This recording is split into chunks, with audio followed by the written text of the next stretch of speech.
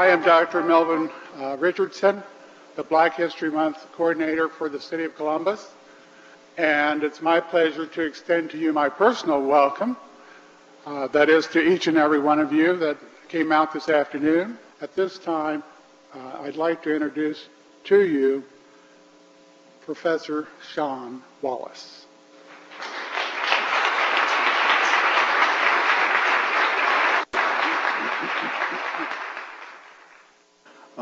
First of all, I'd like to thank all of you for coming out to support this year's Black History Month celebration, Our History, Our Music.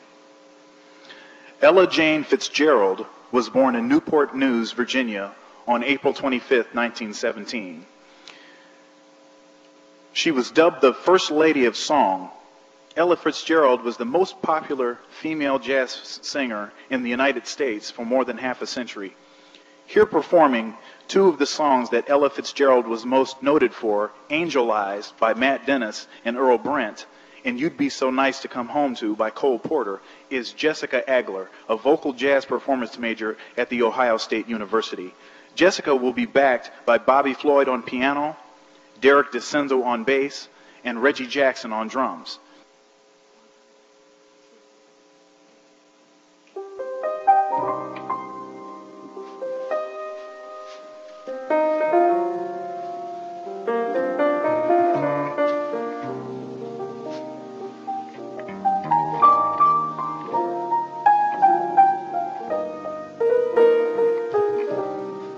Try to think that love's not around. Still, it's uncomfortably near. My old heart ain't gaining no ground because my angel eyes ain't here. Angel eyes that old devil sent, they glow unbearably bright.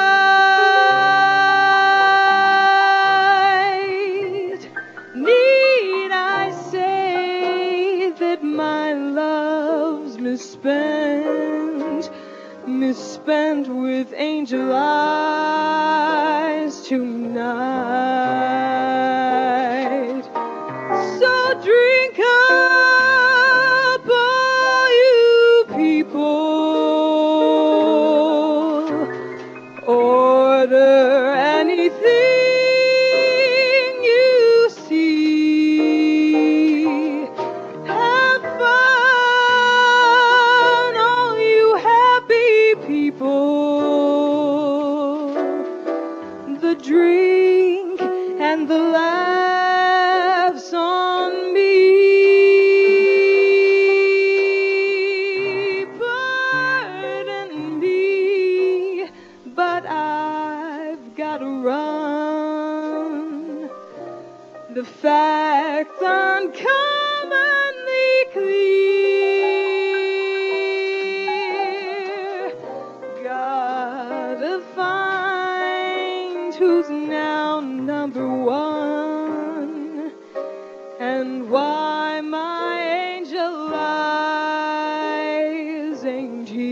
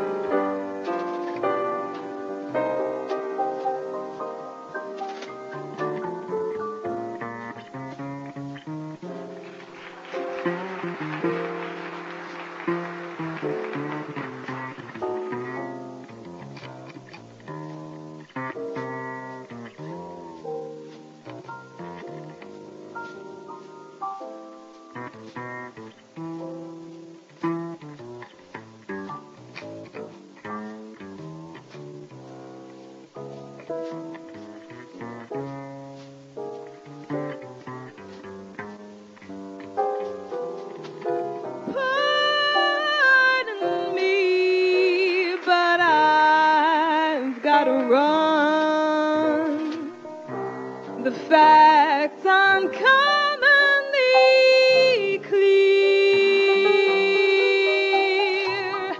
Gotta find who's now number one and why my angel eyes ain't here. Excuse me while I disappear.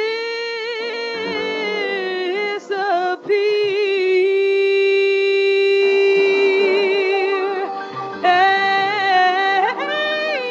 eyes.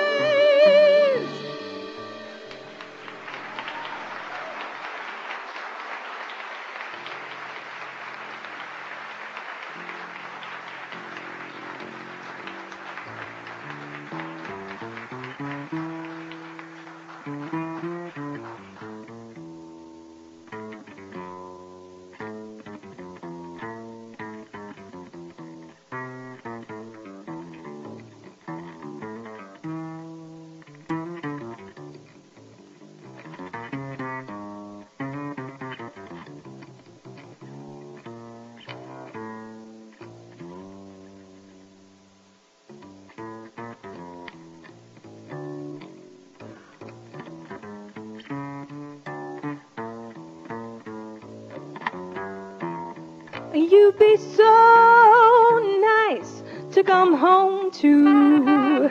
You'd be so nice by the fire while the breeze on high sang a lullaby. You'd be all that I could desire under stars chilled by the winter, under an August moon burning above.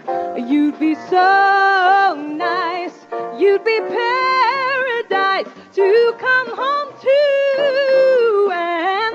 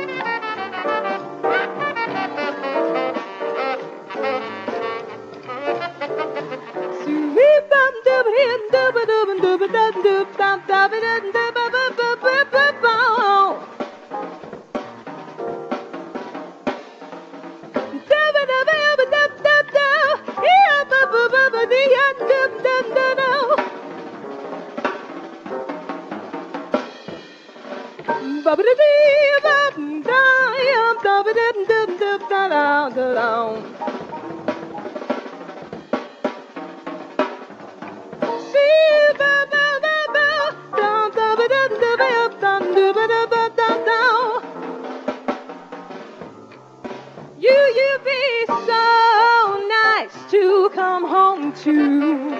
You'd be so nice by the fire while the breeze on high sang a lullaby. You'd be all that I could desire under stars chilled by the winter, under an August moon burning above. You'd be so nice, you'd be paradise to come home to come home to come home to and love.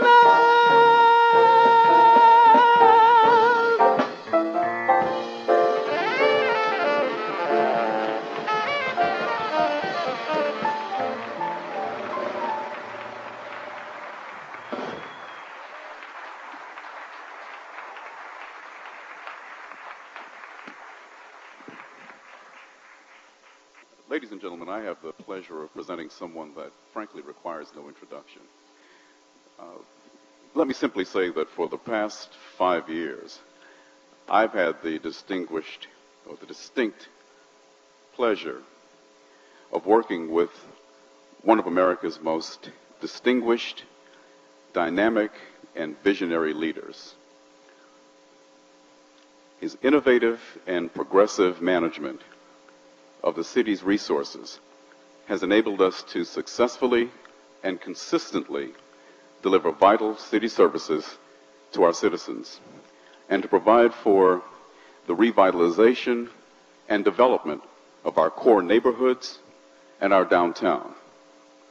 All of this was accomplished during a period of time that was probably the most fiscally challenging and crippling, one of an economic depression, one of the greatest ones in the city's history. And through it all, we delivered services and provided core development of our neighborhoods and downtown and maintained a AAA bond rating. Indeed, an incredible accomplishment. It is my privilege, ladies and gentlemen, to present to you the mayor of the best city in the nation in which to live, work, and raise a family, and your next governor of the great state of Ohio, the Honorable Michael B. Coleman.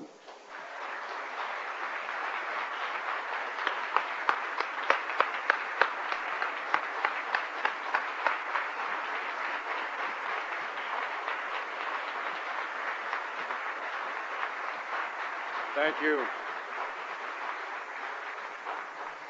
Thank you very much. And I tell you, Jessica Agler, she sang Angel Eyes, but I'm here to tell you she had an angel voice. She was outstanding. And Sean Thunder Wallace. You know, I think I know why they call him Thunder. Because he exploded on the scene. And it made everybody stand up and notice his skills. Sean, welcome back to Columbus, because he left and now he's come back. And that's what Black history is all about, coming back to your roots. And Sean came back to his roots, to the great city of Columbus. Thanks for being here once again.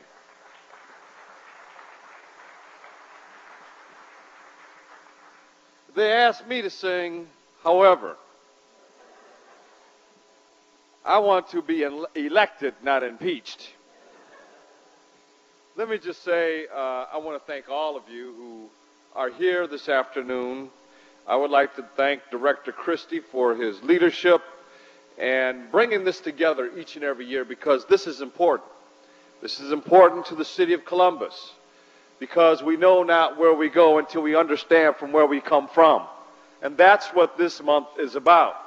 And as was said earlier, we need to think about Black History Month not just on 1 month of every year, but always celebrate our heritage and our roots every month of every year.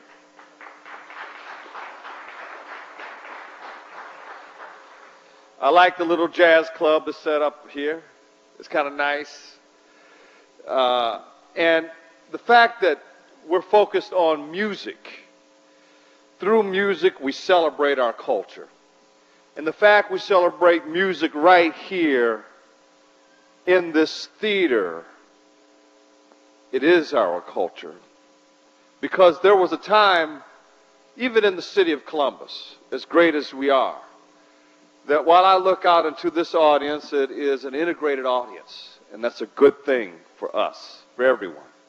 But there was a time when that could not be the case, because in this city, there are only 2 places Black folks could go to hear Count Basie, the Duke, Ella Fitzgerald. And if Sean had lived at that time, to hear Sean Thunder Wallace. And that's right here in this building and in the Lincoln Theater across the way. We've come a long way since then.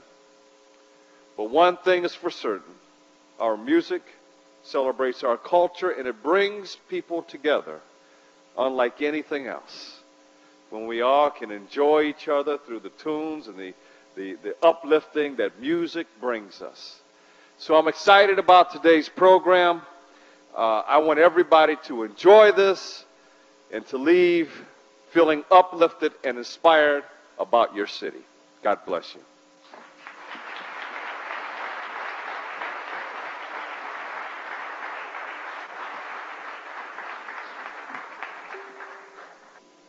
All right. I want to talk to you a little bit about black culture and black music. The Black Notes, black expression in music. The Black Notes is my metaphor for African American expression in music. The Black Notes have their roots in the early African American church. Every form of jazz and popular music came out of camp meeting revivals that took place in these churches. Two major aspects of the early African American vocal tradition emerged: ornamentation and the bending, slurring, and sliding of notes. In music, ornamentation refers to added notes, riffs, or flourishes in between already established melody lines. This ornamentation and bending, slurring, and sliding of notes is at the heart of African American expression in music. Jazz followed more of the ornamentation aspect of this early African American tradition. Most forms of popular music followed more of the bending, slurring, and sliding aspect. African American music has affected every form of popular music in the world. Without the Black Notes, jazz and popular music seem dry, too straight, and seem to be missing an important aesthetic. I believe that an authentic rendering of the Black Notes requires both aspects, ornamentation and the bending, slurring, and sliding of notes. I also believe that the reason that we are seeing more and more jazz influence on popular music forms is because everything is returning to its source. The music seems to know where it came from and what is missing when the ornamentation and bending, slurring, and sliding of notes are not performed together. Authentic traditional jazz has always had a healthy portion of both of these important and uniquely African American expressions. Have you ever heard the saying, "It's not just what you say, it's how you say it"? Well, in jazz music, it's not just what you play, it's how you play it. Rhythm, phrasing, and articulation are vital aspects of jazz music. If it doesn't swing, then it's not jazz. When a jazz aficionado says, "Cat, that's swinging," what he is referring to is the same thing that if a hip-hop or R&B aficionado would be talking about if he said, "Dog, that joint is beating." What both of these individuals are talking about is a groove or sense of rhythm that makes you want to dance. In this country, the original popular music was swing. People crowded nightclubs and dance halls to dance to swing music. Well, jazz is a kind of swing music. We experienced a resurgence of swing music not long ago, but this form of swing was much more commercial than the original form of swing. In early swing and in jazz music, the hi-hat is played on beat 2 and beat 4 of each measure. That sounds like this.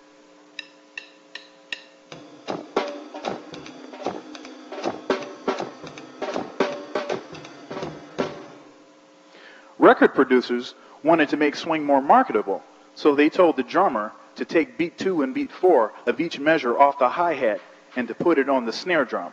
That sounds like this.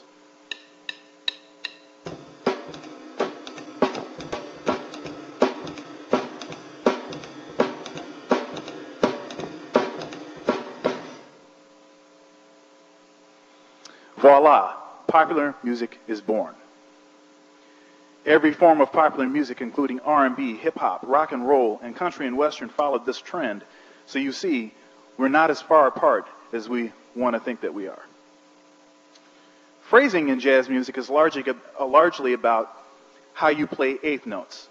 This is what an eighth note sounds like.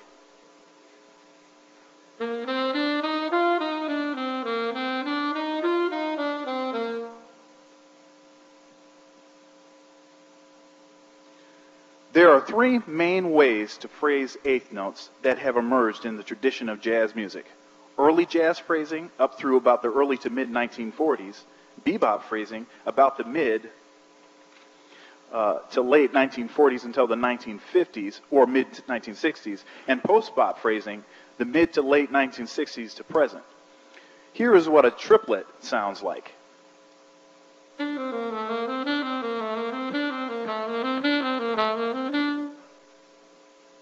Early jazz phrasing was a quarter note tied to an eighth note triplet with the emphasis on the beat.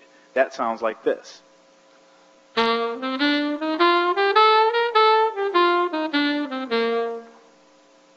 Bebop phrasing was still a quarter note tied to an eighth note triplet, but the emphasis switched to being on the and. That sounds like this.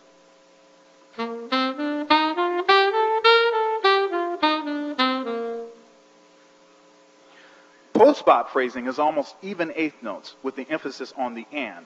That sounds like this.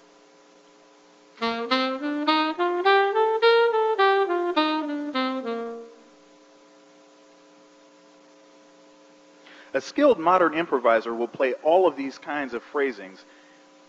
In jazz, it is a tribute to the tradition of this great music. You have to know where you came from to know where you're going. Articulation in jazz music is all about creating a sense of clarity and contrast, just like in the English language. Certain syllables and words receive more or less emphasis. In jazz, this is a crucial element of the music. Have you ever had a teacher that spoke in a monotone for his or entire lecture? Well, articulation in music creates a more exciting experience for the listener. Here are some examples of different kinds of articulations.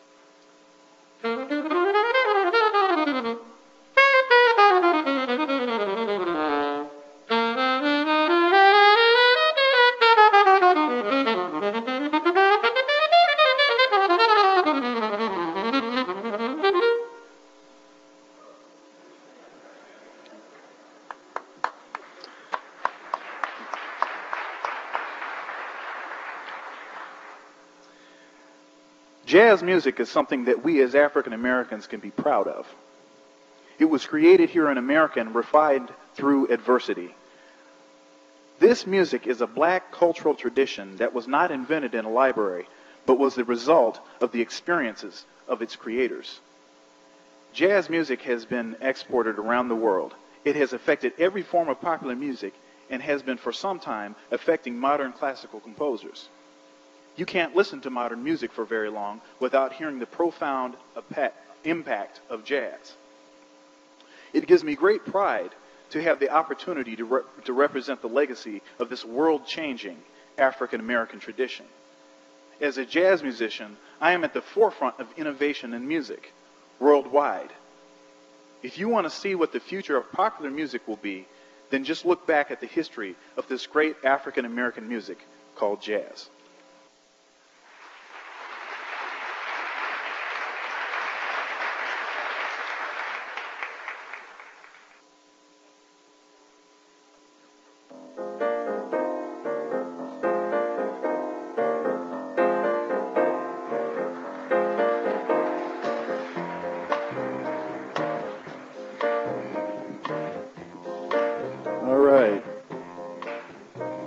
Born in Chicago in 1940, Herbie Hancock will always be one of the most revered and controversial figures in jazz.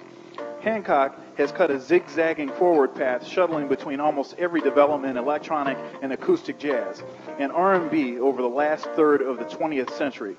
Young pianists cop his licks constantly. Here being featured on Herbie Hancock's Cantaloupe Island is Bobby Floyd. Bobby Floyd resides here in Columbus. He is truly one of the world's great piano players.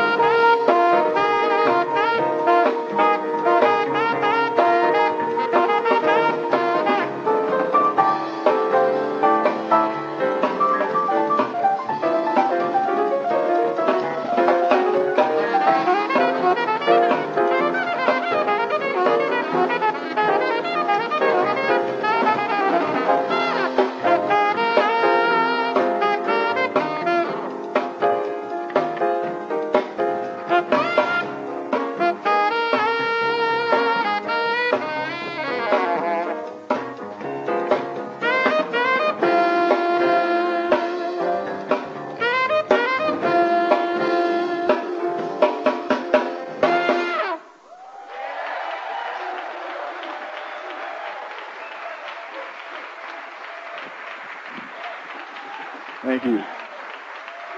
Bobby Floyd.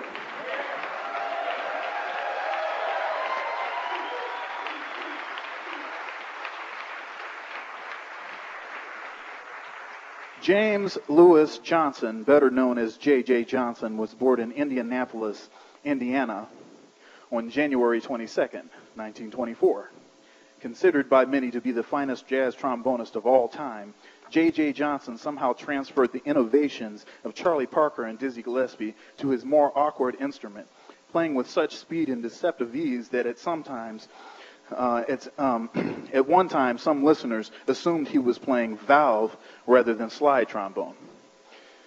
Here performing Lament by J.J. Johnson is jazz trombonist, composer, and band leader Raphael Crawford. Raphael is the leader of Orquesta Ranura, a 9-piece Latin band in Chicago.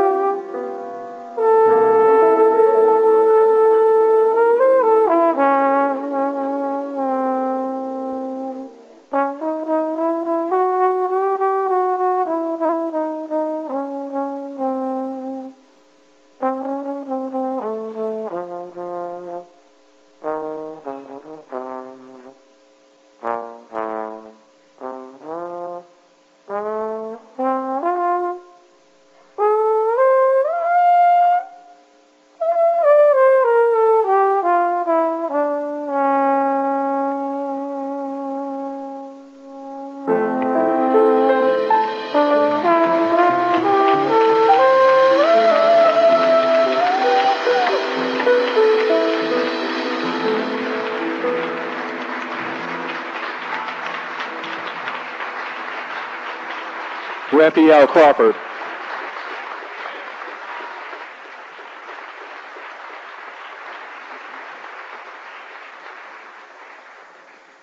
Booker Little was born in Memphis on April 2nd, 1938. After the untimely death of Clifford Brown on June 26, 1956, at the age of 25, a handful of trumpeters touched by his genius were poised to attain their own maturity. This group included Lee Morgan, Freddie Hubbard, and Booker Little. Here performing opening statement by Booker Little is jazz trumpeter, composer, and band leader Douglas Pierce.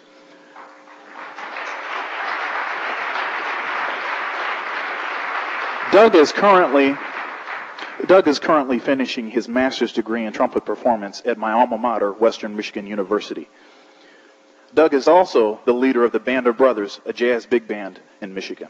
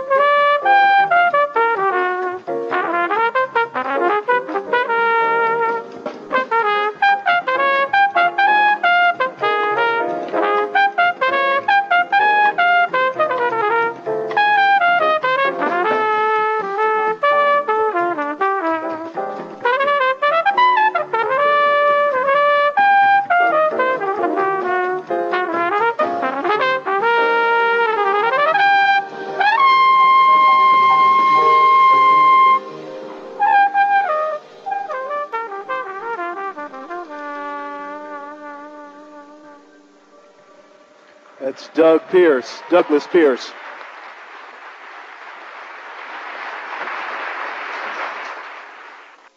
Musically speaking, there is not much difference between what happens on Saturday night and what happens on Sunday morning.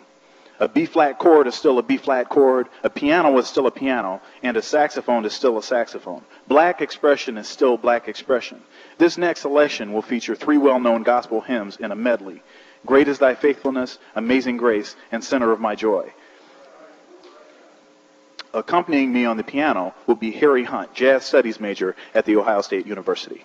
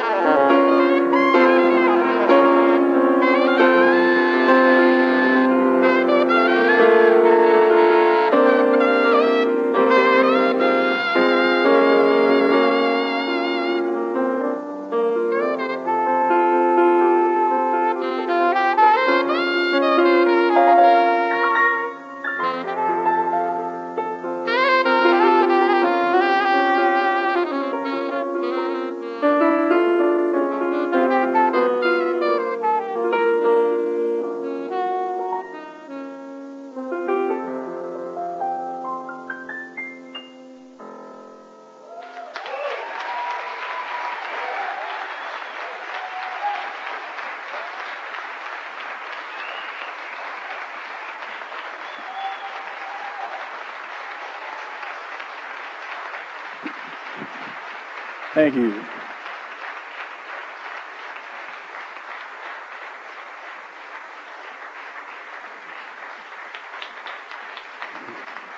Thank you, thank you.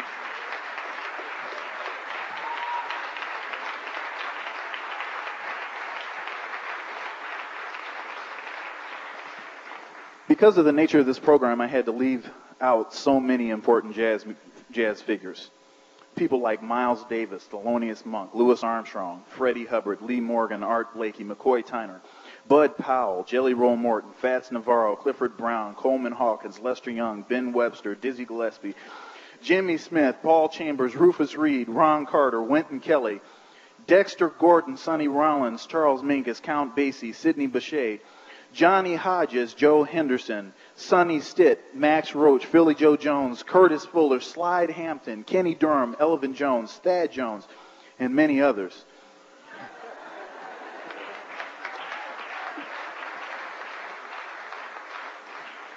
This was not intentional, but necessary due to time, and limited time. We could be here all day celebrating the great tradition of this American music. Now joining us to play piano is Dave Powers.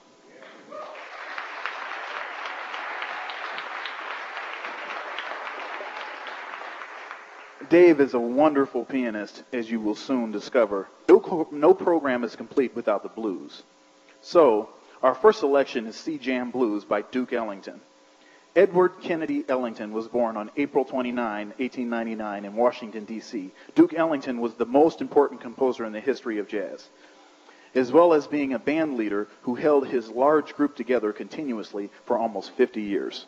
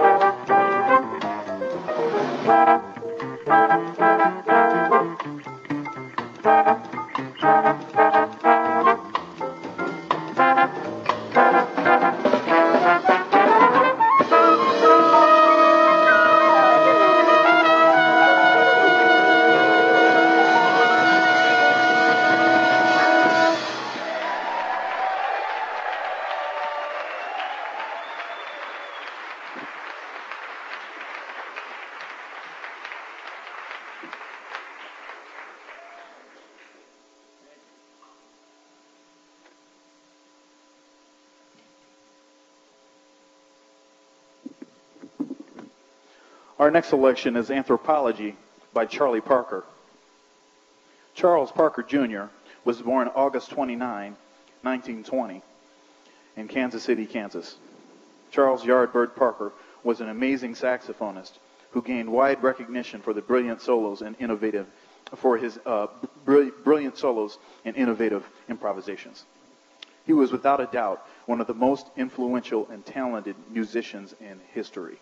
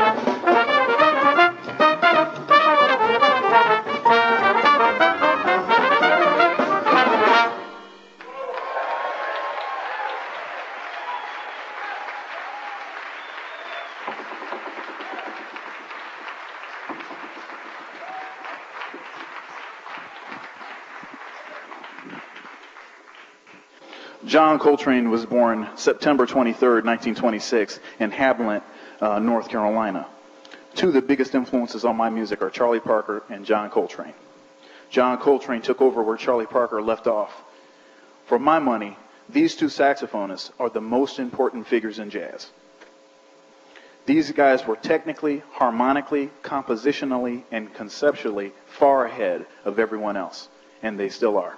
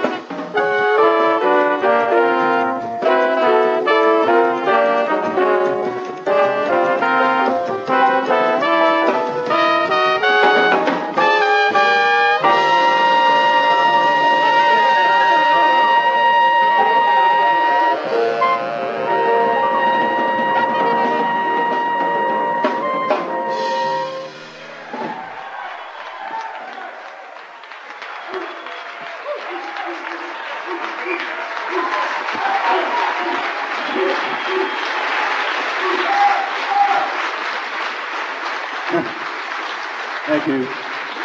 Dave Powers on piano. Raphael Crawford on trombone. Doug Pierce on trumpet and flugelhorn. Reggie Jackson on drums. Derek DeCenzo on bass. Bobby Floyd on piano. Harry Hunt on piano. Jessica Agler on vocals. And I'm Sean Thunder Wallace.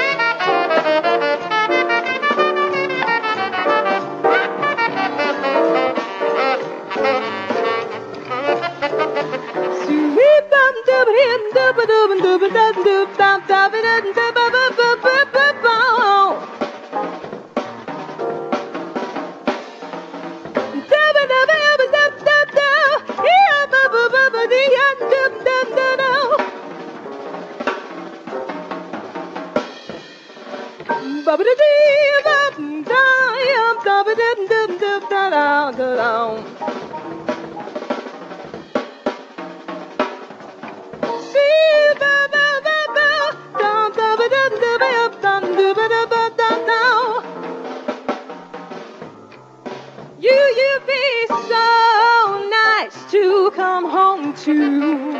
You be so